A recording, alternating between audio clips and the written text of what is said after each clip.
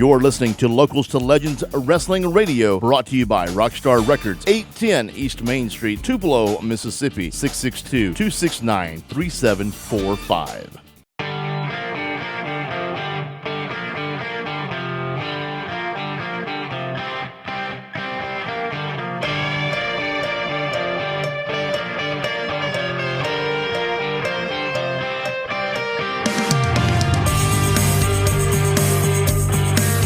Welcome to Locals to Legends podcast with your host, the voice of $10 Wrestling, noted author that has never been published, and the heaviest CWA light heavyweight champion in history, the king of all wrestling media, Gene Jackson.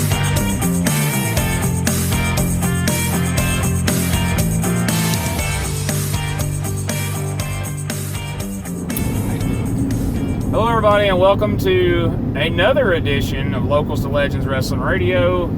I'm your host, the king of all wrestling media, Gene Jackson, and once again I'm joined by the lovely Rose Jackson. Hello. As we're doubling up this week, we're giving you an extra episode as we have told you all about All In this week's previous episode, and now we're going to talk about the Wrestling Podcast Convention that was done in connection with All In, of course, that being Starrcast. Yay, Starrcast. So Rosie's voice is a little rough. She's got a sore throat, and then sinus congestion. Yeah. It's weird when we go to the Northland, as I call it, which is Indiana, Kentucky, and up. Yeah. I don't have these problems. I'm not as congested. Yeah. When we lived in Kentucky, I didn't have these problems. But as we start coming back down to the south, to where we live, I start getting more nasally and have the drainage, and it's aggravating my throat. So I am a little rough-throated this evening. All right. But yeah, Starrcast was different. That was a little different convention than what we're used to going to. It's not like WrestleCade, and it's not like what we would go to when we would go to Charlotte for the NWA Legends conventions. And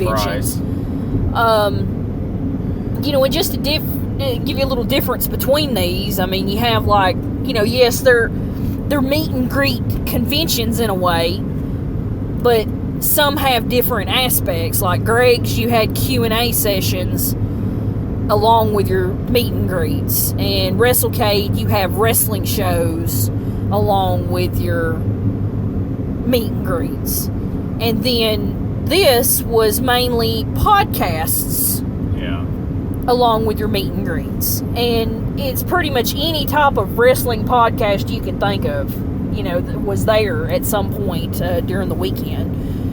We rolled in Thursday afternoon. It was about 1 o'clock when we got there. About 1 or so. Yeah.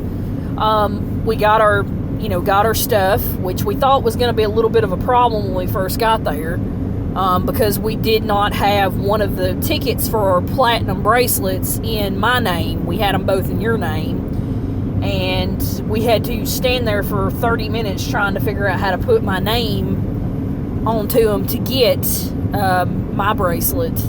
But we finally figured it out, and the lady that helped us was very helpful. She was. I mean, she even helped me plugged my phone up and charged it while we did it. So, that was awesome, but we got that. We got our hotel room. We had to wait on that a little bit. Let's give a little back, before you get into all that, let's give a little backstory of how these things, for people who've never really done a wrestling convention or just a convention in general.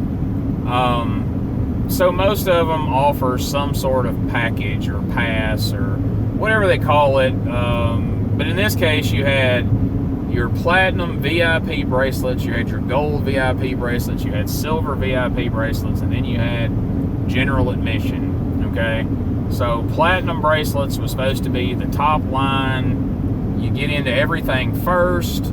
You get the first offering of buying all the meet and greets. You get a discount on said meet and greets. And it was they were quite a bit more expensive than the others. And so we went ahead and sprung for the platinums because I didn't want to not get the meet and greets we wanted. I didn't want to not be able to go to whatever shows we wanted to go to. Well, and because in the past when we would go to, we always get the VIPs when we go to WrestleCade. Yeah. We always get the VIPs when we'd go to the NWA Legends Fan Fest too, because that would also give you entry into certain areas earlier, like for merch and the vendor setups and whatnot. In my mind, if you're going to drive away to Charlotte, you're going to drive away to Winston-Salem, or you're going to drive away to Chicago, you might as well get the best of it. You might as well not be told, well, you got to sit out here and wait because you didn't get the good one. Because we done that one year and that sucked because we had to stand against the wall while everybody else went in first and picked through everything. So, like, fuck it, we're going to go all out. We're going to get the platinums. I want to explain this because I don't want it to sound like we're shitting on anybody or griping or whatever. We're just giving you, as people who do these at least annually, our opinion of this based on others and how it can be improved in the future. It's not a gripe session or anything like that, but what was taken on here, what Conrad took on here, is a huge undertaking because you're getting this Hyatt Regency hotel and you're offering all these shows each day. So you got to organize these shows. So you got to get the people who are going to do the show at the show, and then you got to get all these fans who have bought the different levels of bracelets and admission to the show. And then you got to have at the same time, because there's so much shit going on. Now see, here's where Starrcast differed from Greg Price's NWA Fan Fest, from WrestleCade, or any of the things we've been involved with. At Legends Fan Fest, on like Thursday night, there's Q&As. There's nothing else going on. There's Q&A, so you can either go to the Q&A, or you go eat dinner, stay in a room, or go eat dinner at Boardwalk Billy's and get hammered, or whatever you want to do. Which is usually but those are your options. And then the following day, there's meet and greets going on at one end until 5 o'clock. Until 5 o'clock at different scheduled times, and then there's autograph sessions going on at the other end of the hall at different scheduled times, so you can pick who you got to go see and when. And then in the evening on the first night, on the second night, on Friday night at Greg's shows, you would have the Hall of Fame banquet. And so then you could pay money to sit at a table with a wrestler, eat dinner with them, and then they would get put in the Hall of Fame, or the Hall of Heroes, I guess they called it. And then on Saturday, same deal. You got a vendor room that you can go through. There's wrestlers in there. There's magazines and books and dolls and belts and anything you can think of wrestling-wise is in there. And they got scheduled times to do meet and greets. They got scheduled times to do autographs. And then that night they have the matches. And while the matches are going on, the vendor room's closed. They're not doing any meet and greets. They're not doing any autographs. There's just matches.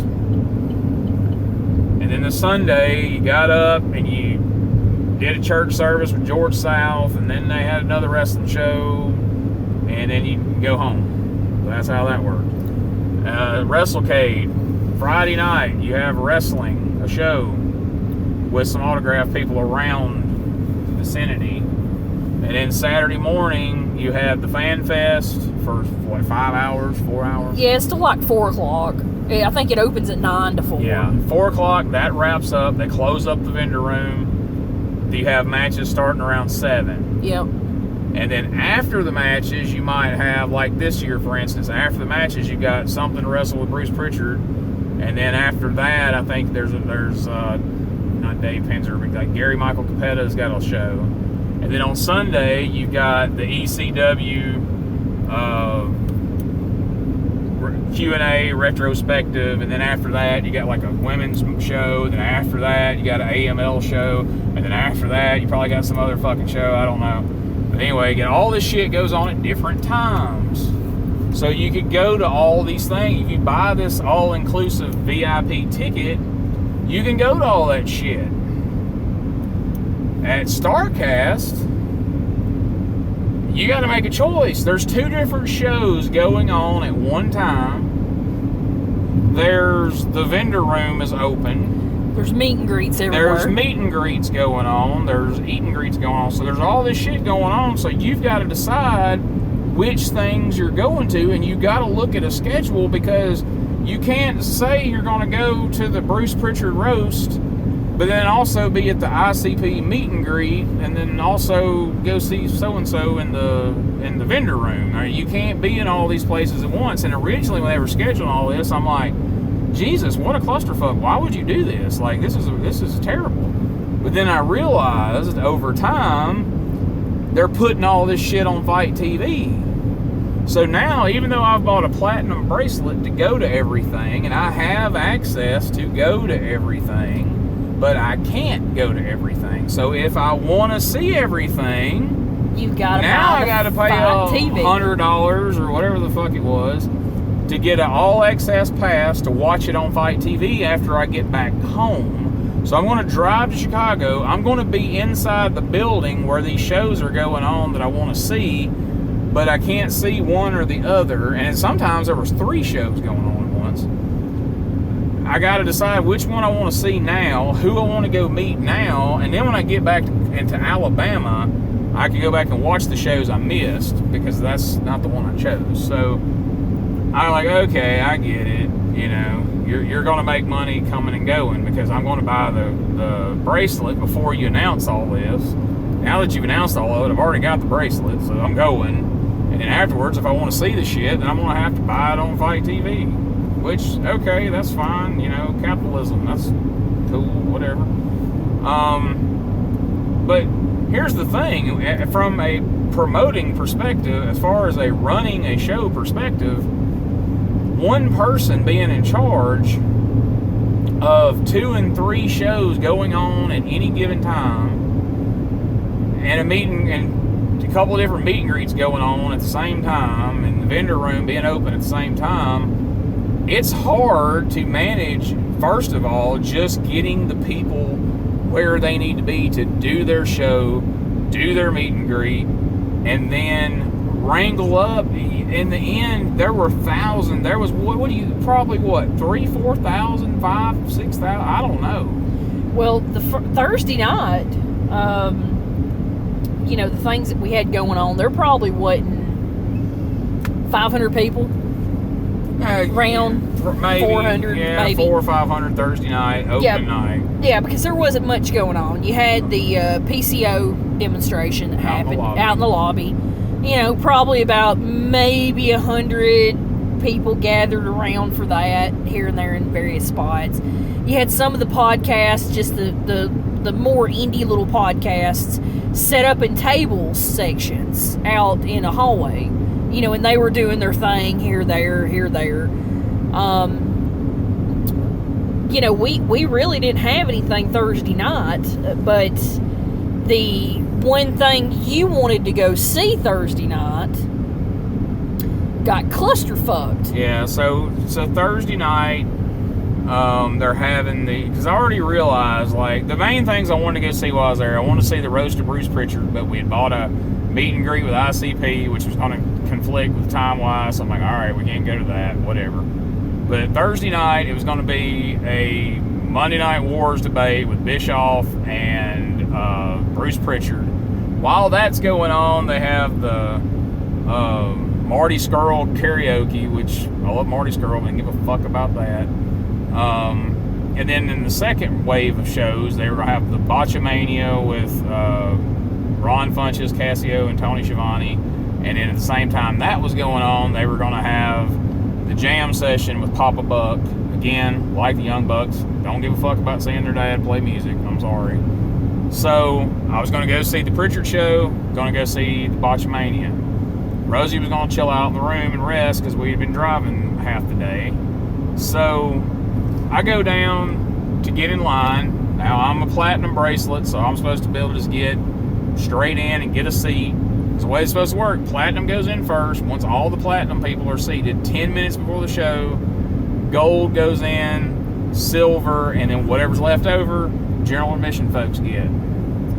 I go out to get in line, everybody's just in line. Platinum, gold, silver. It's just a clusterfuck of no bracelet. Well, first of all, let me back up from that. So I go to the end of the hall, and there's a guy in a staff shirt. I'm like, hey, where do I go for Bruce Pritchard and Eric Bischoff? Man, I don't know. Go ask that guy over there with the staff shirt on. Okay. Go over to this guy. He's like deer in the headlights. As I'm walking up to him, he's like deer in the headlights, and I can read his mind. Oh my God, don't come ask me anything. So I go up to him and go, hey man, where do I go for Bruce Pritchard and Eric Bischoff? Man, all I know is this line. This line's for Papa Buck. Okay, who could I ask? Go down to the end of the hall down there and ask that guy. So I go to the end of the hall and ask that guy, hey man, where's the Bischoff? And he said, so you go outside and the line wraps around and goes to the pavilion down there. So I go out the door and I ask the guy that's standing next to that line in a staff shirt, I said, hey, where are the platinum people lining up? Everybody's just in line. So what do you mean everybody's just in line? He's like, it's just a line, man. And I go, fuck that shit. So I text Rosie, like, I'm coming back to the room. This is a clusterfuck. So I go back to the room. So I'm pissed off right out of the gate.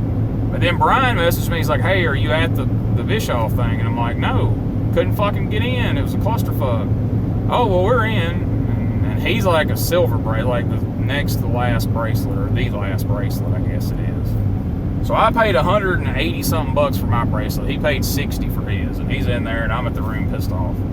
So Botchamania comes around. You know, I did the podcast with Cassio. I told him I was going to be down there, so I'm like, well, told Rosie, like, I want to go try to get into this thing. I don't know what's going to happen. So I go down, and this time they're like, hey, if you're platinum, go line up over there. I'm like, well, that's an improvement. So they got a platinum line, they got a gold line, and they got the other just random line.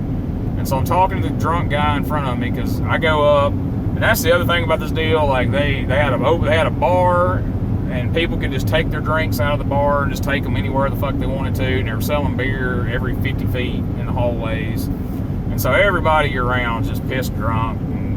It just smelled like fucking beer and farts outside. It was terrible. Typical wrestling. So I'm standing out there nauseous. Typical wrestling crowd. So I'm standing out there nauseous as hell. And the guy in front of me was like, hey man, did you go to the fucking Monday Night Wars, or did you go to Papa Buck, or like, did you go to the Monday Night Wars, or did you go to the Marty Skrull? I'm like, I went to the fucking room because I couldn't get in the show. He's like, well, you got a platinum bracelet. I'm like, yeah, no shit. And he's like, well, what they did is once everybody got in and they realized what happened, they run everybody back out and then re-brought everybody in with the platinum people first.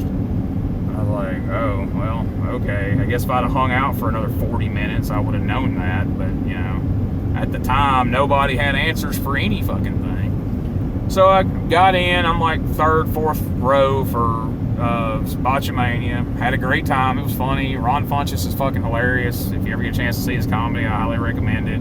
Cassio was funny. His shit was really good. Tony Schiavone's hilarious. The Botchamania stuff was pretty good, even though Matthew had to go and change his videos at the last minute because he didn't realize that being on Fight TV, they couldn't use any WWE shit. Anything copyrighted was out the window, so he had to kind of just throw something together. And I guess there was some issues with him. This was a theme through the whole fucking weekend, which this is in no way Starrcast's fault. But his plane arrived late, so they had the Matthew Botchamania meet and greet without Matthew. He wasn't there because his plane was late. And so he called some hell for that because some staff members misspoke. And he put this on his Twitter. This isn't anything I'm making up. Some staff members misspoke and told some people, yeah, he was here, but he left. But that wasn't true. He had never been there at that point. But that got some people riled up because they thought he had came and left, which we were told something similar about ICP. But we'll get to that in a moment. So, Starrcast, we spent $180-something a piece on bracelets. There was 15, 16 shows, whatever the fuck it was. Botchamania is the only show I saw while we were there. Yep. The absolute only one. That is absolutely it. One show out of that. I mean, there's no way you could have. I mean, all the meet and greets we had bought. We purchased these ahead of time. I mean, that's on us. I'm not mad at that, but we'll get to why we could have seen some more if some things were done differently. Well, and that's the whole purpose of, you know, we're explaining our trip here. You know, we go to these things at least once a year here, regular. We go to a wrestling convention, and the whole theme of the thing is organization. I mean, if you don't, you can't overpromise and underdeliver. Yeah, you always got to do the opposite. You got to do the opposite to make everybody happy. And I know that there's times you're not going to make every wrestling. There's no way you can make every wrestling fan happy, because somebody's going to bitch about something. That's just wrestling. That's the way it is. That's the way the wrestling people are. And somebody's saying right now, well, y'all are doing the same thing. Yeah, we're doing the same thing. We're no better than anybody else. Well, maybe so. Maybe so. I don't know. But anyway, we paid all this money for these platinum VIP bracelets. And, okay, aside from the fact you could get into these shows if that's what you wanted to do and they didn't conflict with your other things, okay, you go to get into the one show and you have a clusterfuck. Well, by the second show, they've got this filled out. They got it kind of somewhat sorted out how it needs to go. So maybe they've got the shows down to par, the way they're supposed to go and get people in there. But when it came to meet and greets, that was a whole different animal. Yeah. Now, before you finish whatever you're about to say, I understand that wrangling a bunch of wrestlers and getting them in certain places at certain times is incredibly hard and in some cases impossible. So I get some of the difficulties on that end. I'm not being necessarily critical for that, as far as, okay, maybe that was an organizational problem, maybe that was just the wrestlers don't give a fuck problem. But the way the lines were handled and the way the information was relayed in a lot of cases could have been handled better. I mean, you know how many tickets you've sold, you know how many bracelets you sold, you kind of know how many people you're dealing with. I mean, you had hallways that were not that wide to start with that had 3 lines going in them, and half the time, half the people didn't even know what fucking line they were in or why they were in it, or what.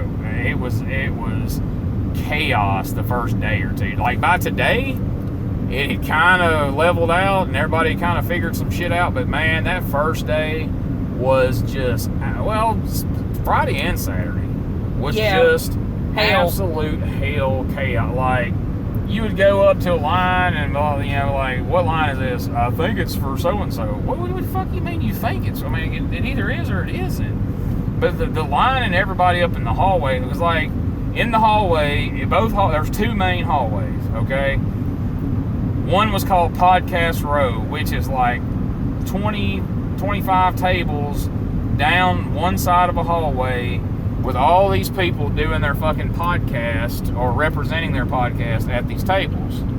On the other side of the hallway, you would have anywhere from 2 to 3 lines in that hallway lined up for 2 different rooms, meeting people ranging from Cody and the Young Bucks to X-Pac to the Firing Squad to Austin Aries, any number of people in these rooms. And so you would have people, okay, I've got a ticket for X-Pac who's in this room, and I've also got a ticket for Medusa who's in this room, but then I've also got a ticket for Cody who's in the next room. What line do I need to be in? And nobody would have an answer for that. Like, just get in that line. I don't know, you know. And so you got this line 3 wide in the hall. Now people are coming out of one meet and greet. They're trying to get back to down the hall to go back to their room, or to go to the other hallway, or to go to the vendor room, or to go the fuck outside.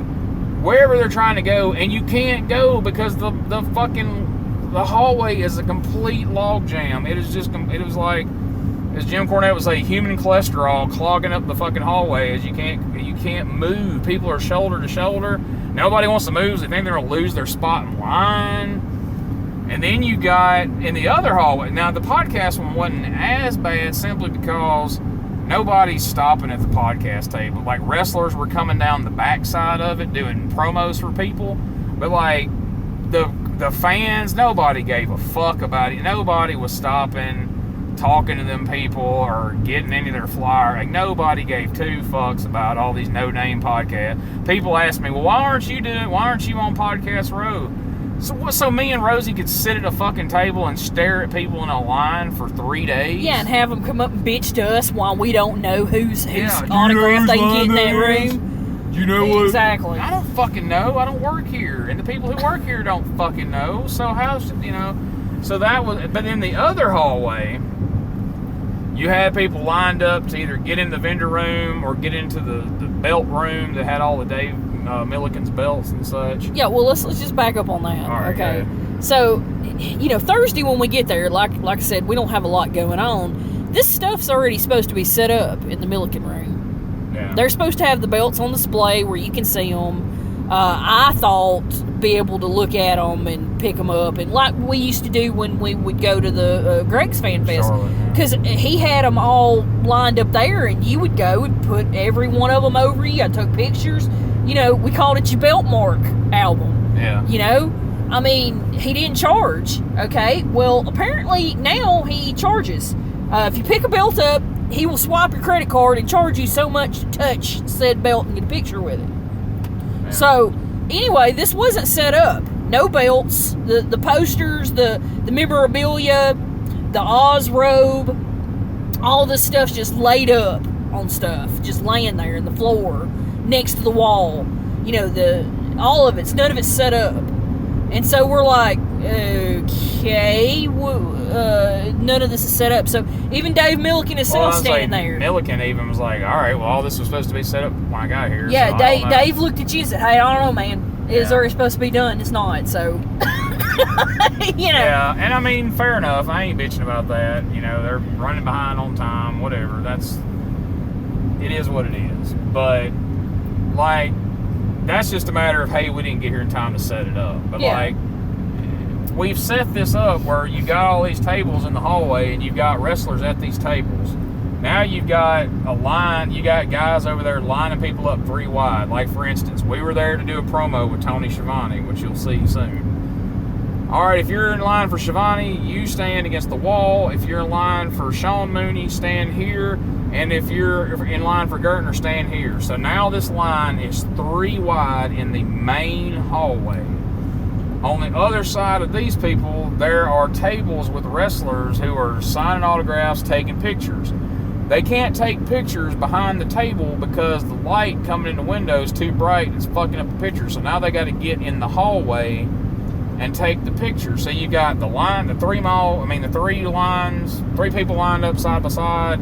You got people trying to come and go down this hall, 2 different directions, and you got people stopped, lined up at the gimmick tables, and then people trying to come out into the aisle to take pictures. Like, it was another hallway that was just absolutely jammed up 80% of the time. And now this is Friday on to Saturday. Yeah. This was this way. Thursday, not so much, but Friday people started coming into town. They started checking in a hotel. You're talking 1,000+ people. At least. I say by Saturday there was about 3 to 4,000 at least. I mean, it was just people in one hotel. In one hotel, I would say probably about a 3,000, 4,000 square foot hotel. And a person per foot is how much was in there. At least. I mean, that shit, okay, we had more people than we realized, all right, that's cool. I'm not mad at that. And to their credit, like, nobody was really being shitty about any of that. Like, there wasn't any fights or anybody like, hey, get the fuck out of my way or any of that kind of stuff. Everybody was as cordial as they could be. People were stopping in the middle of the aisles and, all the annoying shit that made me want to punch people in their fucking head, but I didn't do it. And man, I'm not knocking the staff. Bless their heart, they all ran their ass off. They all was busy as shit all weekend. They just weren't very well informed, even in the room they were working in most cases. I mean, two of the most helpful people, and I'm not just saying that because he's our buddy, but Cassio usually knew what was going on, and Zane Riley. Zane, helped finagle and wrangle people into the one room, and there was a guy named Steve who was from somewhere up north based on his accent, and he was running shit down in that other room, and he did a good job.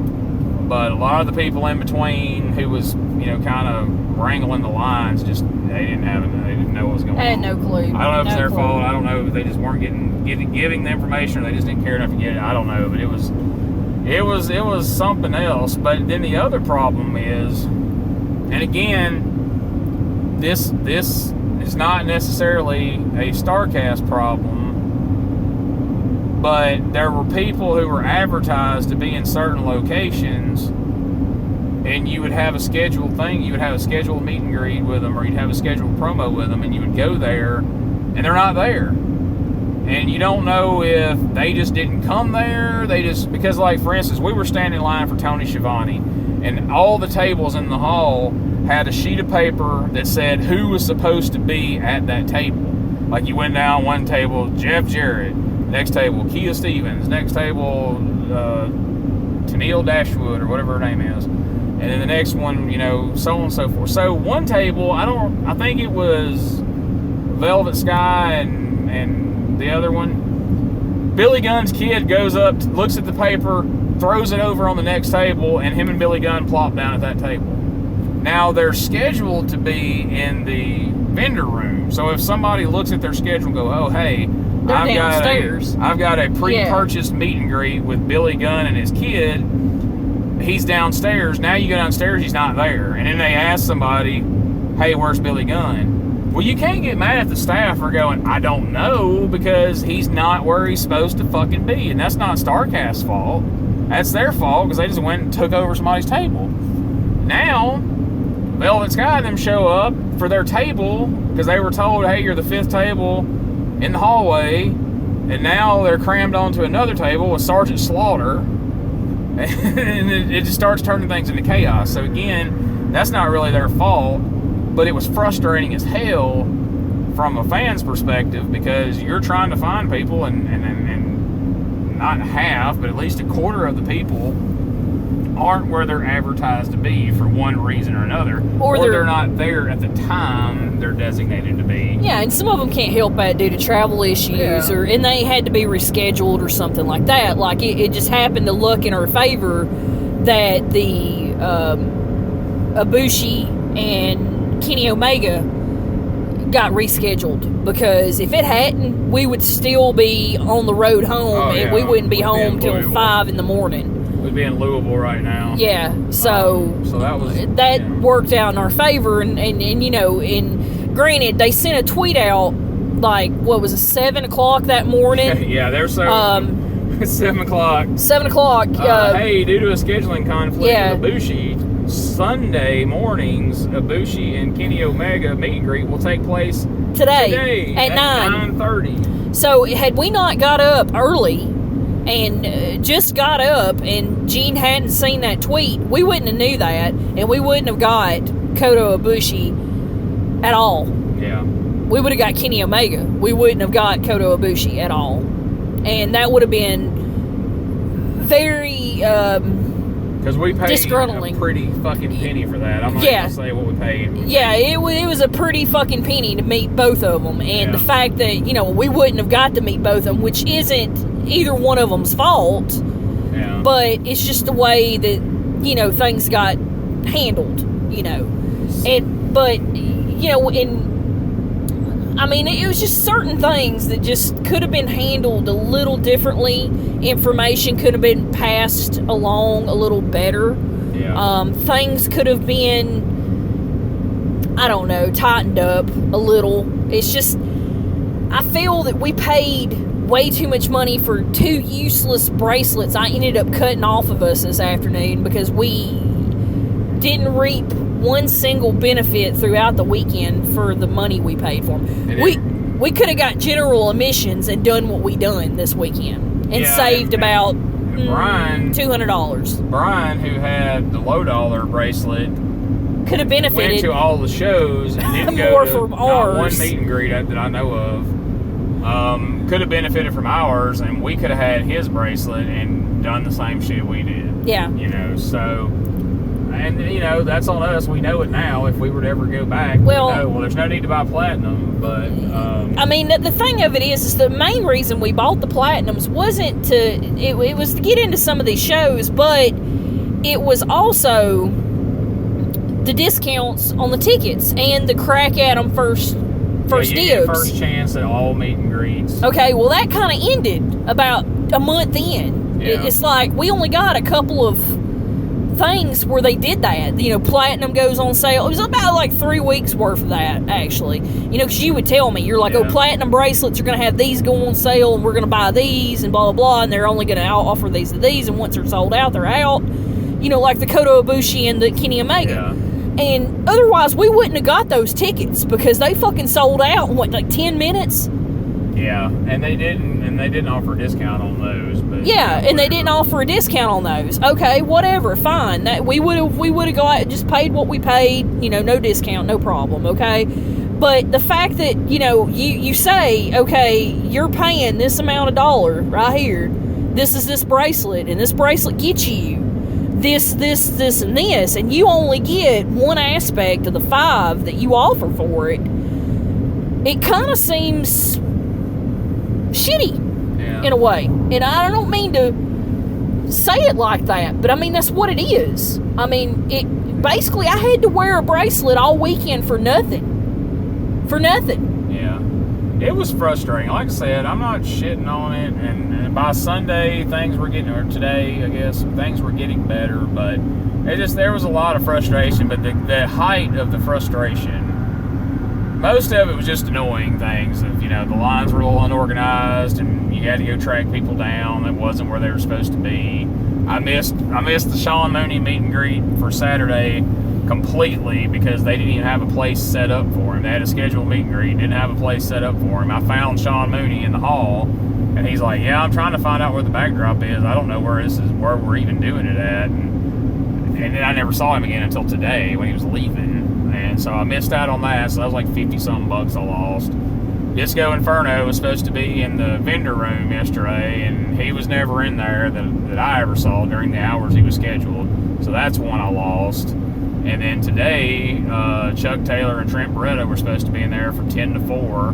We waited around till 11 and had to hit the road. They still weren't in there, so that's another one I lost. So altogether, we lost about $100 worth of meet and greets for people not being where they were supposed to be. Now, Chuck Taylor, Trent, and Disco, I'll say they can own that because they weren't where they were advertised to be. But if they didn't have a place set up for the fucking Sean Mooney promo, then that's on them. That's not on Sean Mooney, and it's not on me.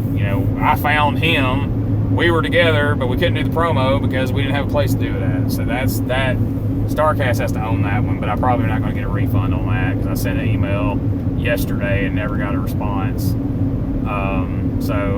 But the biggest goddamn debacle out of all this, and I don't know whose fault it is, and it don't even matter, but just here's the experience. You take from it what you want, and I'm not pointing fingers at anyone in particular. So Friday night, we had the ICP meet and greet that we purchased, that we paid full price for, even though 2 days before the show they did a quote-unquote flash sale and for half price, but we'd already paid full price, so fuck us. But so we were really excited about this. We like their music to some degree. We're not juggalos. We don't wear I don't have any tattoos of the Juggalo. No tattoos, no Hatchet Man necklaces, none of that shit. We don't drink Faygo. Yeah, we don't paint our faces. We like some of their music, but we love like the JCW DVDs and the Stranglemania DVDs. And the only other show we were really psyched about going to was the Stranglemania Live, where they were going to do the commentary over matches live. But they also offered the eat and greet. So this thing I told you. At Greg Price's Fan Fest, they had this Hall of Fame banquet, Hall of Heroes banquet, where you can sit at a table and eat dinner with a wrestler. Well, they kind of took that concept and just removed the Hall of Heroes aspect of it, and you could pay like $130 a piece to eat dinner with your favorite wrestler. Which, hey, that's cool. You know, if that's what you want to do, that's cool. We didn't really have much interest in that, so we didn't do it because the meet and greets we can share. Like, we pay $50 for a meet and greet. Me and Rosie can both be in the picture, so that's fine. They sign one picture and we're both in the picture. But for this meet and greet deal, we would each pay $130 a piece to either eat with Lex Luger or Hall, Nash, Lawler, Kevin Sullivan, Ron Simmons, on down the line. And they offered one with ICP, but we had already... Hold on. Let me back up to something you just said. Scott Hall. You said Scott Hall, right? Yeah. Was he supposed to be there? He was there. Where was he? I didn't see him at all. He was on stage for that show, and he was in that room down there where they did meet and greets. I never saw him walking around, but he was there because I've seen pictures of him on stage. I didn't even see him. Yeah, I saw where Brian shared a picture of him on stage. So he was there. I didn't see him, but he was there. I was just wondering when you said that. I was like, saw I didn't Luger see either, him. But apparently, I didn't see him either. But he was there. Huh. Well, so, and I never saw Tully, Arn, but I've seen people's meet and greet pictures with him. See, I was wondering because in the vendor room, you had to go downstairs to the vendor room. Yeah. I didn't see any other way that you could really access it. And maybe there was a back access I wasn't privy to. Well, none of those guys were ever in the vendor room. They were all in like boxing gimmicks room. Well, and see, that's where I'm fixing to say this is there were several wrestling fans that were in wheelchairs. Yeah. And I felt bad for them because there's a sea There was an elevator. Oh, there was an elevator that went down? LL thing, the third elevator, okay. That's that floor. That's that floor. That's okay. Well, that makes sense then. I don't feel so bad then. Yeah. I thought that was really shitty that there's just stairs, and I'm like, that can't be right because that's where Hurricane was trying to go this morning. He was asking to go to the bottom floor. Okay. Was the vendor room. I see. Okay, now I understand. I didn't know that. But, just in the whole general aspect of the way the lines were and everything, it was really crappy for them because they're trying to maneuver in and out of these sea of people, and they didn't have room to do that. Yeah. So they're stuck just wherever, however, and I really did feel bad for them, though. Yeah, but, that's a whole nother... But anyway, So anyway, ICP. Okay. Had a meet and greet scheduled for 8:30. So, what I was telling before we got sidetracked with that was they offered an eat and greet with ICP, and then they offered it for half price during that flash sale. And I told Rosie, I'm like, you want to eat with them? That would be interesting, right? And she's like, yeah, but even at half price, that's still $130 to eat dinner with ICP. Yeah, we're already meeting them afterwards. And it ain't no Ruth Chris steak either. No, it's gonna be some chicken. It's gonna be something from the fucking shitty restaurant that's in the hotel. That's a whole other thing too. I don't know if we'll even go there, but anyway. So we opted not to do that. So the roast of Bruce Pritchard was the one show that I really, really, really wanted to go to, but I also really wanted to meet ICP. So I chose that, and we didn't go to the roast, and we got in line at 7:30? Yeah, 7:30. An hour before the meet and greet. And there was already a pretty long line. Oh yeah, I'd say we were 50 in. Yeah. So get in line at 7:30. Meet and greet's supposed to start at 8:30. Or was it 8 to 9:30? I think it was supposed to start at 8 to 9:30. Yeah. So we got in line at 7 because we got in line an hour early. I do remember that. Yeah. So we got in line at 7, 50 people back, and 8 o'clock rolls around. We're still standing there. 8:15 rolls around. We're still standing there. And the guy in front of us, who was looking behind us at the front door of the lobby, said, Val and Jay just went out the front door and jumped in the car and left. I'm like, what? And he did. I seen him. And so I called him out of my eye running, and I was like, oh shit, you're right. So, okay, so now at this point it's 8:15, so we're 15 minutes past when they're going to start. Zane comes out looking pissed and says, Guys, it's going to be about, they say about 8:30, 8:45 before they get here. Okay. So it rolls around about 8:55, and they take us on into the room where the actual meet and greet's going to happen, which was great because the air conditioner was cool in there. It was hot as fuck in this hallway that we've been standing in now for right at 2 hours.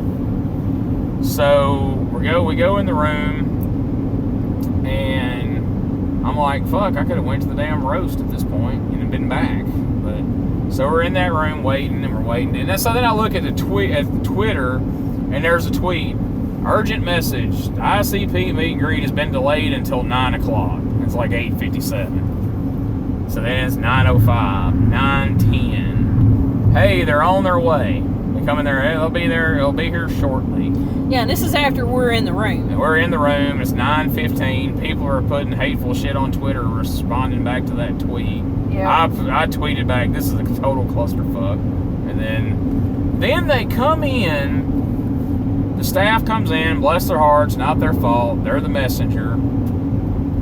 Guys, we got to get you guys to come back into the hallway where you were to start with, so they can come in, so they can deal with the eat and greet. And for a minute we didn't understand what that meant, and we all get lined up in the hall. But yeah, which means we got to push the other 150 people that's behind us all the way back into the lobby. Yeah. Now we're back in the hall where we started, where we stood for 2 fucking hours, and we find out, oh, they no-showed the fucking meet and greet, first of all. The eat and greet. The eat and greet. Yeah. Where they were supposed to eat with somebody at like 6:30. Yeah, so these people eat and greet's supposed to go had like to eat by 6:30 to 8, or 6:30 to 7:30, whatever the fuck it was. So they had their little shitty meal by themselves. By themselves, no ICP. And paid like way more than they paid like $130 a head to eat with ICP and didn't get to. So then we hear, hey, and this is, I think it was Zane that said this. It was a staff member, and we're all about 2.5 hours into this wait at this point. Everybody's like, fuck ICP at this point. But Zane's like, hey, if you want to know where ICP is and you got the Fight TV app, pull it up. They're fucking over at the roast talking. And so apparently, so I guess they had brought them over to the roast, and they're on stage talking at the roast is what I understood. But they never made it to the eat and greet. So these poor folks that paid more than twice what we paid, they brought ICP in, sat them down, turned some of their music on a jukebox, not a jukebox, but a boombox, like a little bitty boombox. And these fucking poor eat and greet people just got trotted in, told to stand in front of the table, and they sign a paper, they sign a picture for them, and they take their picture leaning over the table, and they trot them right back out. Man, they were pissed. They paid $130 dinner with ICP. They spent 30 seconds getting a picture signed and getting a picture from across the table. And so they come out of the room, and they're like, dude, they won't even let you like stand next to them or even talk to you. Like you lean across the table and snap a picture and they hand you an autograph. Like, it's weird. Yeah, man. It's fucking weird. Yeah, weird. One dude come out and was like, man, fuck this shit. Oh, they were pissed. He was mad. I mean, mad. I would be too. I mean, you spend that kind of money, and then that's how it is. Between that happening and when we got in the room, somebody clued them in, because by the time we got there, you're going behind the table, they're standing up and signing your picture and then taking the picture with you. Yeah, well, at this point, I done told Gene, I said, look, when I get in there, man, I am not smiling. I said, I'm already pissed, I'm ill, I'm tired, my fucking feet hurt, my legs hurt, I've been standing for 3 hours nearly. And here's what you got to keep in mind. She said we're standing for 3 hours. We've been in line since goddamn 8 o'clock that morning. Yeah. Like, this whole shindig kicked off at 8 o'clock that morning. We're in line for Tony Schiavone, for this, and then X-Pac was 45 minutes late, so we had to wait like an extra hour for the X-Pac meet and greet, and I mean it was a long day. And I expect to do that for a lot of meet and greets. I mean, I've had to do that every one we go to. You have to everything but WrestleCade. Yeah. I have to say that about WrestleCade. It's all just one day. One day from this hour to this hour, you're in there, you're getting pictures, you're getting shit signed, and that's all you're doing. You're just walking around table to table. You might wait a few minutes here, might wait a few minutes there if it's somebody really good. Like, we had to wait for Sting when we met him. Yeah. Like, I actually went and got in line, and you went and did this, and then you went and got in line, and I went and did this, and got stuff signed. Like, we tag teamed and did that. And I mean, that's the one thing I love about when we go to WrestleCade, because it's not a whole 4 days worth of this shit. I just can't physically do 4 days of this shit anymore. I mean, the thing is, like, for WrestleCade, like, me and you together do about a good 3 hours, maybe, and get all the big people, the people you want to get a picture with, the ones you give a shit about, the ones we want to make sure that we get. And then after about 3.5 hours, you go sit in the lobby and talk to Big Donnie or whoever's out there. Then I go back in and get, like, the jobber people you don't give a fuck about, the chicks, stuff like that. And I come back out after about an hour. So after 4 hours, and we go back to our room, we've got like 2 hours to rest before the actual show, which is awesome. But, like, this is like a marathon, like, day long. Every day. For 3 days 3 days. straight. And then, like, yesterday, you tack on, we did it all day, and then had to go to All In and had that whole debacle of walking. I don't think we finished telling that part at the end of All In, but, like, we had to walk, like, a mile. Half a mile to go meet up with Misty and Brian to pick us up in the car because they had the roads blocked off. I started telling that and got sidetracked. But anyway, so to finish out this story, we go in and they were nice. They shook our hands. They were really, really nice to us. Signed a picture. When we took a picture with, flipping the camera off because we were pissed off. I think they just thought, hey, that they're ICP fans. They're flipping off the camera, and we were like, "Fuck this shit." No, we were. We've been there for 3.5 hours. I'm telling you, that look on my face is a genuine, man. Fuck you, fuck y'all, fucking out. That was my fucking look. So that was the ICP debacle, and that was the worst experience of the whole weekend. And again, I'm not saying overall it was bad. I know most people are saying positive shit, and this is not us shitting on it. This is just us having experienced these. Like, here's what could be done better. If you're going to have 3,000 people in there, you need a bigger goddamn hotel. Yeah. With wider hallways and bigger rooms. Or spread people out. The fucking vendor room. Shit. It was miserable in there. It was 100 fucking degrees because you had 400 people crammed in a little room that was not big enough to serve the purpose it was supposed to serve. But hey, it was the first one. I'm sure the next one will go much better. I don't figure we'll be there for it, but I'm sure it'll be great for whoever is. But nothing against, Starrcast, nothing against Conrad. Conrad's awesome. I love the podcast. He does a lot of great things for people, and overall, Starrcast was good for most everyone that went. Most of the response is overwhelmingly positive, and overall, we had some cool experiences there. We got some great pictures, and everybody we met was really super nice. Like I said, ICP, that whole wait and all that was terrible, but they were nice. X-Pac was super cool. James Ellsworth's a hell of a nice guy. I can't think of anybody that we met that wasn't just great. Brian Cage. Brian Cage. He's a dick. Yeah, fuck Brian Cage. But, he's a dick. Anyway. He wrestles in TNA, so that's probably what his deal is. Yeah. So, but other than Brian Cage, everything else was good.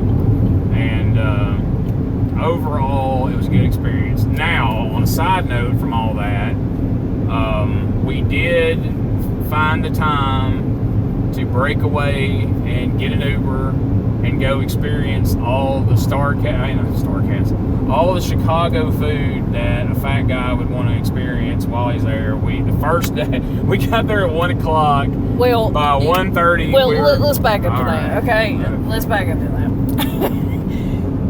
We were gonna do that anyway because we thought we had time to go have like decent lunches and stuff like that. But one of those days, and it might have been Saturday, when we didn't really have a lot of time to go eat. Like, we were just had the plan of, hey, let's go down to the restaurant and the hotel, and they're supposed to have a menu, of things specially for Starrcast now, like nachos, chicken fingers, Named after the wrestler. Yes, Cheaper than what they snacky little foods that will hold you over in between things. It's not like a big, bunch of food. And so we go down there, and they got looks like the buffet laid out or something like that. And so the girl goes, "Yeah, we have the buffet. It's $25 a piece." And I'm like, pre-made sandwiches and pizza. Yeah, pre-made sandwiches and pizza. And the pizza looked like it'd been there since yesterday. And I was like, can you not order off the menu? She's like, no, we don't have that today. Until 3 o'clock. Well, she didn't tell us till 3 o'clock. She said, we don't have that today. And I said, fuck this. And so we got an Uber and went to Portillo's that day. And that Portillo's, it was awesome. That was a unique place that I found that was way different than anything we have here. Super awesome Chicago hot dogs, super awesome hamburgers, Italian beef, super awesome Italian beef. I highly recommend you go to Chicago, you try that place. They have different locations there, but apparently they've been there for years.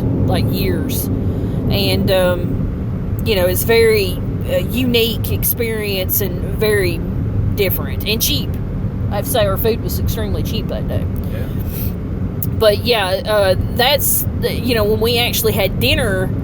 The next days when we found out that after 3 they had the special menu for the Starrcast people. Okay. Yeah. Well, so, I wasn't even going to go there with the fucking food. But I mean that we did try the Chicago place when we first came in, the deep dish pizza, Giordano's, I think Giordano's.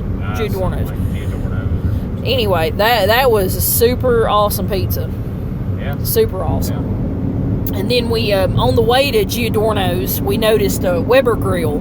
Apparently, Weber grills are made there, and they have a restaurant that is specifically Weber grill design, like the grill's open inside and you can see them cook the food, and they grill everything. They have shrimp, filet mignon, burgers, different varieties of chicken, different things like that. And it was a unique experience, a little pricey, but it was worth it though. It was a really good meal. Good. They have a big ass Weber grill out front. You can see a picture of me standing in front of it on Facebook or Instagram. Yeah, it's huge. It's large, like me.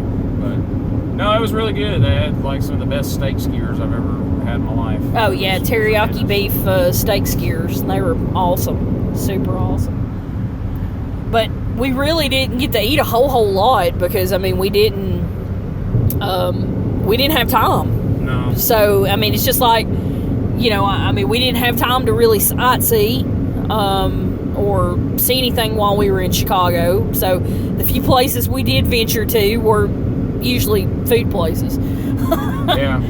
But they were all really good. We got to hit on every type of food we wanted to try while we were there. And then we slipped out and got to go eat. And we called an Uber for all those. We didn't want to lose our parking spot at the hotel. So those experiences ranged from super nice local guy who gave us some good insight on local restaurants to intense foreign guy that felt like we might be part of a kidnapping conspiracy / human bomb scare. I don't know. I don't know. A couple of those rides were very, very tense. I don't think he spoke English because whatever he muttered to me when I got out of the car, I could not understand. I don't know. Pretty sure it's the first time he had driven in America because. Oh my God, that was. He only took us 2 blocks, it was 3 red light radius, and I thought he was going to kill us, man. He pulled out in front of 3 people, I was like, oh my God, we're gonna die. First took a wrong we're turn, gonna die. And then he tried to make up for it. It seemed like by just cutting across all the lanes, and it was bad. And then when we did the longest trip we took, being carried out to the Sears Center for All In. Oh yeah. There was a nice Cambodian gentleman who picked us up, asked where we were from, and we said Alabama, and he immediately asked, what's the property taxes in Alabama? Where does your water supply come from? what is home insurance cost in Alabama? And so he asked all these questions, and in between those questions, he explained how much he was spending on his, and was just absolutely positively amazed at the prices in Alabama. And I'm pretty sure he may have been, packing up today to move there.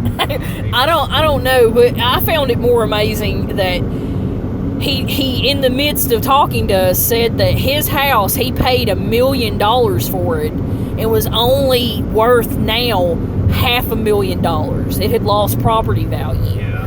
And when he said that, he didn't bat an eye when he said it. And I'm looking at Gene, I'm like, and he's driving a goddamn Uber. Yeah.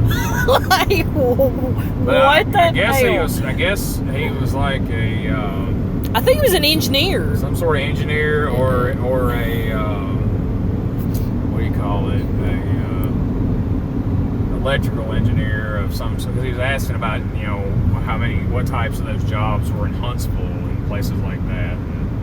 And he was telling us how his son had went to school to be a doctor, and he was begging him to get the hell out of Chicago. He said, quote, "Everybody in Chicago crazy. They're all stupid." That was the exact fucking word. It was almost like a foreign heel promo on Chicago, which was ironic for two people going from a wrestling convention to a wrestling show. I mean, he was a really nice guy. He was really nice, but he was really shitting on Chicago pretty hard. Yeah, he was like, you protect your purse, you protect your keys, your wallet, your billfold, everything. It gets stolen, you leave, you no leave. And I mean, he was really nice. Bless his heart. I'm thinking he's just doing this as like a side thing to have something to do. Maybe he's retired. Probably he was an older guy. But I mean, if I had $1 million to buy a house, or even $500,000 home, I don't think I'd be driving an Uber. But Not likely. Not in Chicago anyway. Yeah. I mean, it's just crazy. I mean, people. It's just amazing to me that they do these type of jobs. And I mean, like I said, we've used Uber quite a few times in Nashville, and we did quite a few times in Chicago. In Nashville, we actually had the one that we did the first time. The guy picked us up. He was super cool. Yeah. He had a Dodge Caravan that was super nice, and he shortcutted around there, had us back to where we needed to be. Cost me like $7. It was well worth it. In the last couple of times that we went, we got an older lady the one time, and she acted like she didn't even know where she was going, and she has GPS, and I pretty much had to tell her where we were going, and I'm not even from there, so that's pretty bad. I got to tell you got the GPS, and you're asking me. But then we got I think a college chick the third time we ever did it. And she was pretty knowledgeable and nice. Yeah. But then this time, we didn't know what to expect to be in Chicago. So we get the one guy, and like Gene said, he's a bit questionable. I'm thinking this guy looks like he's mad at the world, and his name's Muhammad. I mean, his not name's being presumptuous. Exactly. He's mad at the world, and he ain't speaking no English to us. So we're like, okay, I hope you can read that GPS there. So he takes and drops us off, and basically his door trim around the door comes undone when I get out, and I don't know if he thought I did it or what, but I don't know if he was cussing me or what, but I was just like, oh my god, let me get out of here. Yeah, that was a little tense. Yeah, it was a little tense. Second guy we got, The guy that took us to Portillo's. Oh, he was cool. Was an older guy. Yeah, he was cool. He was from there. And he spoke English well because he was from Chicago. And,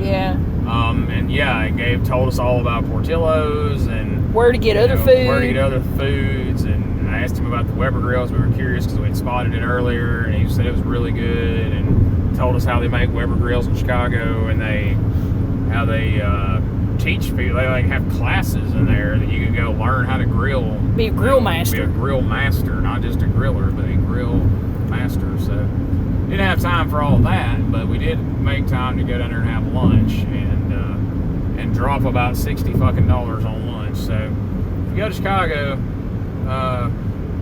better have some money unless you go to Portillo's, which was reasonably priced. Yeah, which was about the $20 range. Everything else was pretty high.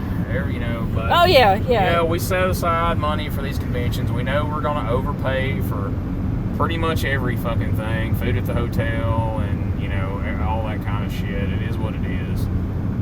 But we prepare for it and usually carry enough to where it's not a big deal. We got a lot of cool shit there. We'll probably do a Facebook Live video in the next couple of days showing off some of the stuff we got while we were there to add to the wrestling room and grow our collection as if it needs to grow anymore. But it's what we do. It's what we do.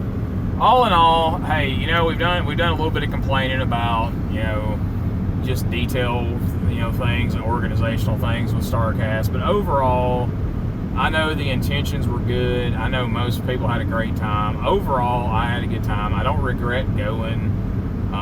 I got to mark a lot of people off my list of people I want to meet and get a picture with, add to our collection. So, all in all, it was a positive experience. I don't want it to seem like, we're all negative about it. That's just some things that were frustrating, and when you're doing this 3 days in a row for that many hours a day, by the end of the day, you really lose your sense of humor about a lot of shit. And when you go to a meet and greet at 7 o'clock, it's supposed to start at 8, you don't get out there until 11, it's a little bit frustrating. And just a lot of stuff wasn't what we thought it was going to be. A lot of stuff wasn't what it was presented to be, but I don't think it was done in malice. I think it was just a lot of times you plan things and you think it's going to be one way and you get there and that's just not how things work for various reasons. And I think a lot of it is not knowing just how damn difficult it is to wrangle 1,000, 2,000 wrestling fans and to wrangle a couple of hundred wrestlers. I do think it was probably overbooked. Yeah. Just from a standpoint of there was way too many people to keep tabs on and get where they needed to go because there was just so damn many of them. And then they just kept getting booked up till the day we got there. There were people getting added after we got there. I'm like, hey, look, they added so-and-so, and Jim Ross got added like a week before. But there's always interesting experiences there. I started to say this during the video earlier and it got cut off, but this isn't a big deal. It's just interesting to sometimes, we're sitting there eating our $20 breakfast buffet, which was a glorified, continental breakfast basically. But and when you say $20, that's each. That's each. Not combined. Yeah. There was no Shoney's breakfast buffet by any stretch. But anyhow, but across from the table, right across from us, is Jim Ross and his manager and some guy who's trying to pitch him on bringing his podcast to, I guess, their podcast network. Is maybe leaving Westwood One and going to what theirs is. He's asking him about the archives, and then he's asking him about who owns the video interviews and stuff you did in JR, because Vince McMahon pretty much owns my entire life. He's like the WWE, the WCW, Mid-South, UWF, like all that is in the WWE library. So they own all that. He's like, I own my podcast, I own the archives, I own my book, but other than that, it belongs to WWE. So they were over there hashing that out. No, that's just kind of interesting to hear that kind of shit. And like I posted on Facebook yesterday, I go to get an elevator with Pat Patterson, and he was nice. I didn't bother him for a picture or any shit like that. I said, hey, good morning, how are you? And he said, good. How are you? And he's like, man, I'm getting hungry. You know of any good places to eat? Which might have been a rib, might have been an insult. Like, hey, I'm going to ask this fat guy where to eat, because obviously he's probably going to know where to eat, right? And so I told him about, Giordano's and Portillo's and, some of those places. And it's just, that's kind of, that to me is more kind of some of the more interesting interactions at these fan fests, is just people you run into in the hall and the elevator and, have conversations with, and they seem like nice people, because you don't know. You're paying to meet them at a meet and greet. You don't really know if they're nice or not because you're paying to talk to them. But if you meet them in the elevator and they seem nice, that's cool, because a lot of them are dicks in the elevator. Yeah. Or anywhere you meet them. They don't act like they want to be there. They act like they would rather do anything in the world than interact with anybody. And I understand that to some degree. It's like they're being paid to be there, and it's like they're paid regardless whether anybody comes up and gets their meet and greets or sees them or they sign anything or anything like that. But I mean, they could at least, some of them be like I don't know, a little better than just sign your shit and push it across the table and that's it. Yeah. You know, like, I mean, there's people that sit down, I mean, like 98% of the ones we've ever met will say, who am I making this out to? And, you know, they'll put 2 and then our names and sign something and all that, you know. I mean, because it's more personalized that way. And then there's some you encounter where it's just signature, boop, sign across the name, table. Shove it across the table, and that's it. Move it on. Yep. Yeah, you know, it is what it is, but it's funny because there's a lot of times, there's a lot of guys and gals that shoot themselves in the foot because, like, you know, up until yesterday, you were a pretty big fan of Brian Cage, and Brian Cage was like, everybody there, like I mentioned earlier, I guess I spoke out of turn because it's ain't entirely true. You pay for a meet and greet, you can have your wife, your kid, your whoever the fuck you want in the picture with you. You can have as many people as you want in the picture for the most part, just one autograph. Or, well, not many people. Many, it's like up to 3, I think. Yeah, or one other but, person. You know, if there's a husband and wife and they got their kid, nobody's I mean, we've been going to these for damn near 7 years, and nobody's ever questioned me and you in a photo together or said that you had to buy an extra just because I was in the picture. But we had prepaid for that, and then we both got to get in the picture. He's like, whoa, which one of y'all are getting in the picture? I'm like, well, we both are. He goes, well, that's extra. I'm like, all right, fuck it, she can be in the picture. And I just took a step back. And since then, Rosie is not a fan of Brian Cage. Yeah, I thought he was a bit of a dick about it. When we were in Nashville a few years ago, and Rosie was excited for a week that we were going to meet AJ Styles. Big fan of AJ Styles, back to the TNA days and all that. And AJ Styles was pretty fucking cranky that day and seemed like he'd rather be anywhere on earth besides there meeting anybody. Well, it was right after he got shit canned from TNA. Yeah, it was right after he got and he's in Ring of Honor. I mean, he's like, oh my God, I'm in Ring of Honor. Yeah. I mean, he acted like it was fucking lowly to be there. And I mean, that's the vibe I took. And to this day, Rosie hasn't given a shit about AJ Styles since. Yeah, I have not gave 2 shits about AJ Styles since then. And I'm sure, I mean, there's people that have met him since and, you know, say, oh my God, he's super nice guy, he's the greatest. Well, that's what everybody says, because everybody... That's fine and dandy. I probably caught him on a wrong day. They know we go to all these things, so all kinds of people ask me, hey, who's the nicest person you met and who's, you know, the worst experience y'all have had? And it's funny because I can say it from the same show.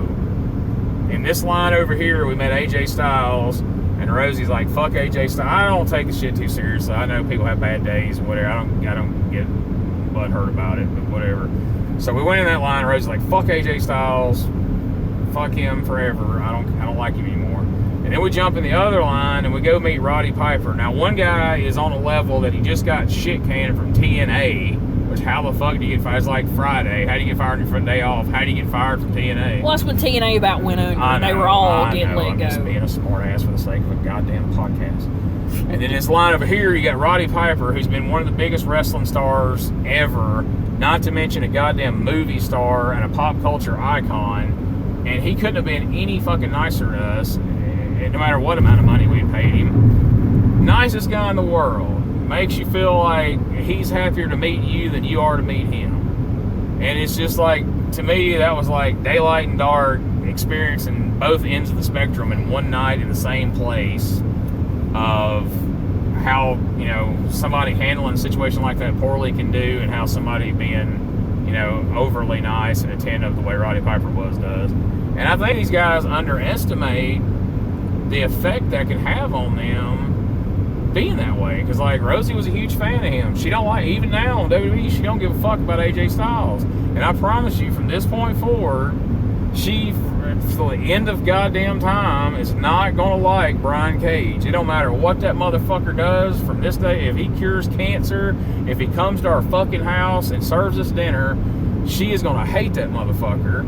And we spend a lot of money on wrestling shit, but do you think we're ever going to spend another dime towards Brian Cage as anything? No.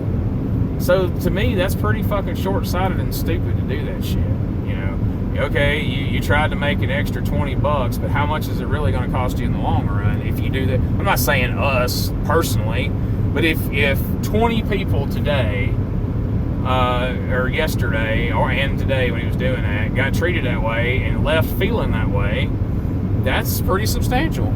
Yeah. You know? Yeah, I mean, that's a lot of t-shirts, pictures, DVDs, pay-per-views, a lot of shit that you've cost yourself because you were being a dick. But well, and I kind of had an idea that he was a dick in general anyway. He's all roided up. He seems like he's a dick. I mean, he just does. His personality just seems like he's gonna be a dick. Yeah. So you kind of expect that, but then when they are dicks, it's like, they really. I don't know. It really sinks in. They are fucking dicks.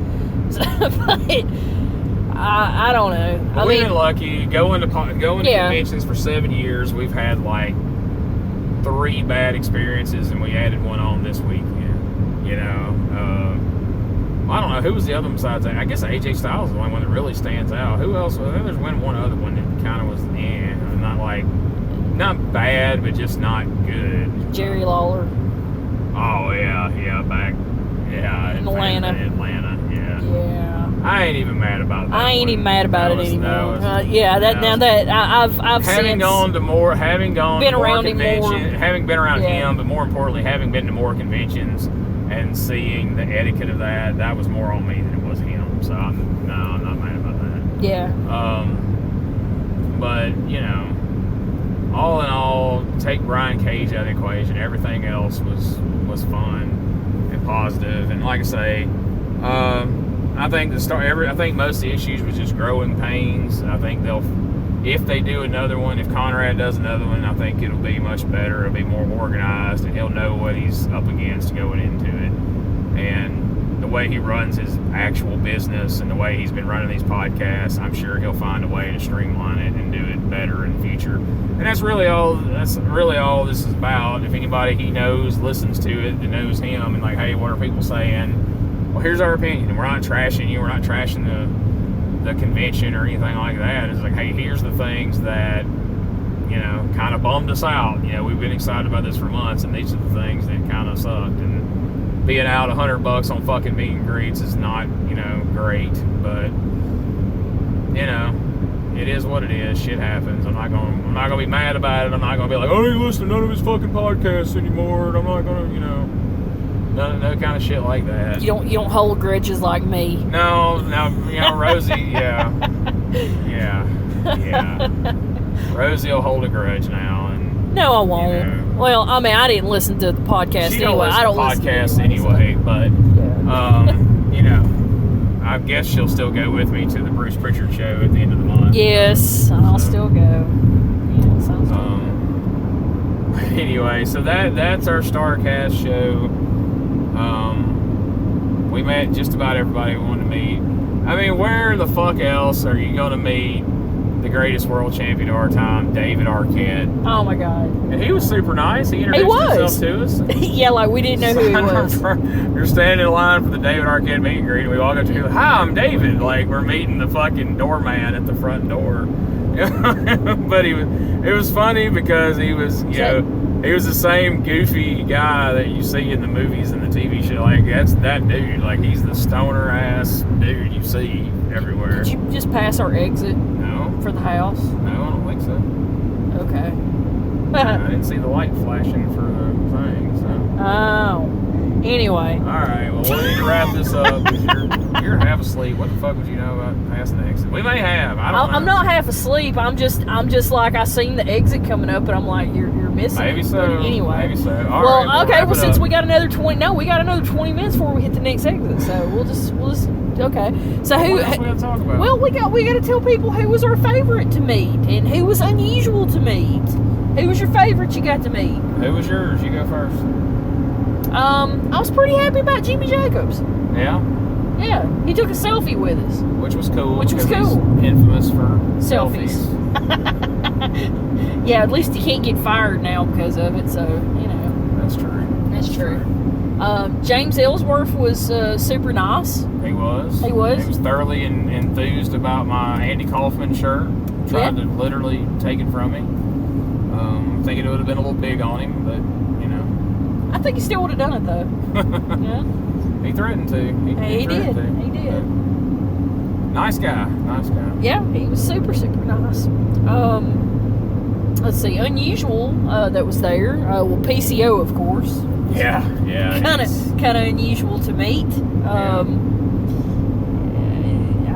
That whole demonstration he done was a little odd, but you've seen his YouTube videos. That's what you get. So yeah, they brought it. They what you've seen in the YouTube videos was what you got. Yeah. So it was interesting. But it was nice to meet. Yeah. His chest scar is legit. I don't know how he really got it, but it's really there. So that was interesting to see. What else did you say? What was your other options of? Who was your favorite?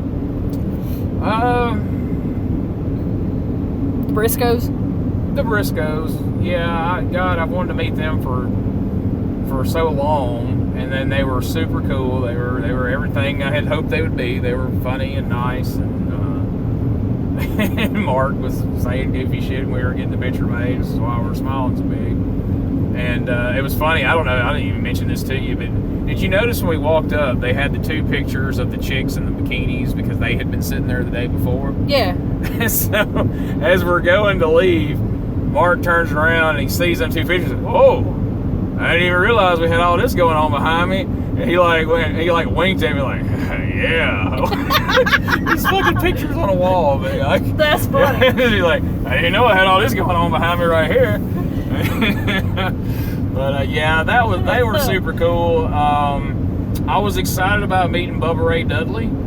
Yeah. Because I've always been a big fan of the Dudleys. I got to meet Devon at a Huntsville WWE house show when I lived there several years ago. He was walking around outside and somebody snapped a picture of us, and he was really nice then. But I didn't think I'd ever get a chance to meet Bubba Ray. But God, he was really, really nice. Because you hear all these stories about him. You're like, man, is he going to be a dick? I mean, I'm not even going to be disappointed if he is. Yeah, because you kind of expect him to be. Yeah, that's I guess that's one of the unlikely scenarios we had. We kind of expected him to be. Yeah. But he wasn't. No, he wasn't. I mean. And I was excited to meet X-Pac. Back when the NWO was big, I loved Hall and Nash, but I was always a fan of 6. Like the NWO shirt I bought, I made sure it was the one with the 6 ball on the back. And I mostly did it at first to annoy my friends. But eventually I really come to like him. His promos were funny, and he used to shit on Ric Flair, which aggravated another friend of mine. So I thought that was fun. But that was cool to meet him. I mean, he was late, but he was super nice. And took a couple of funny, cool pictures with you. And so I like that. And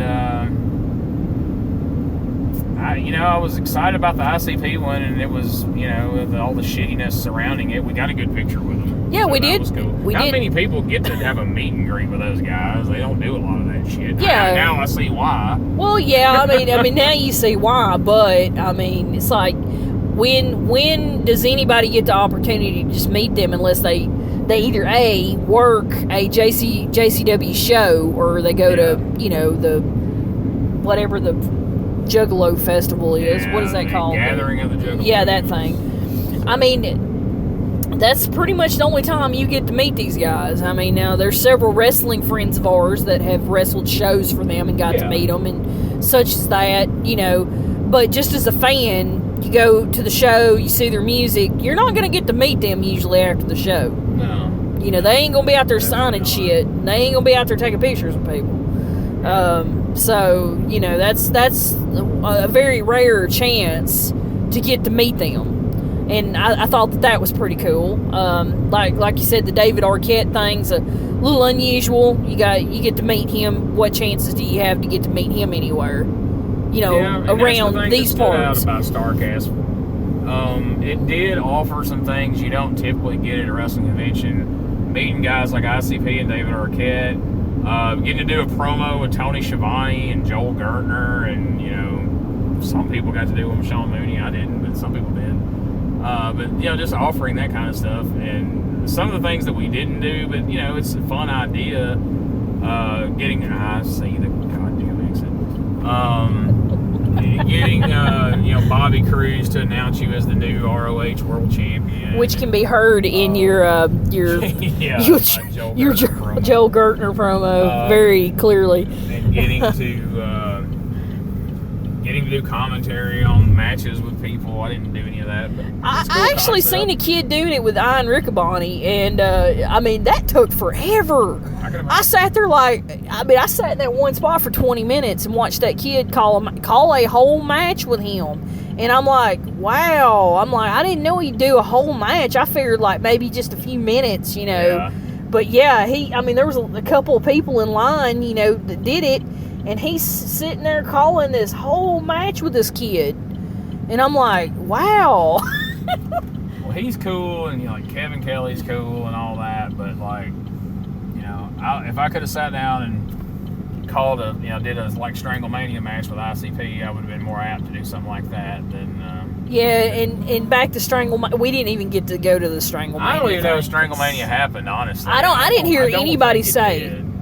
I didn't hear anybody say anything about it. Happened. I think that just went away because that's not anything that anybody had bought tickets or bracelets for. So it was just it just didn't happen. Yeah, I didn't hear anybody say that they did. I didn't see any pictures from it anywhere.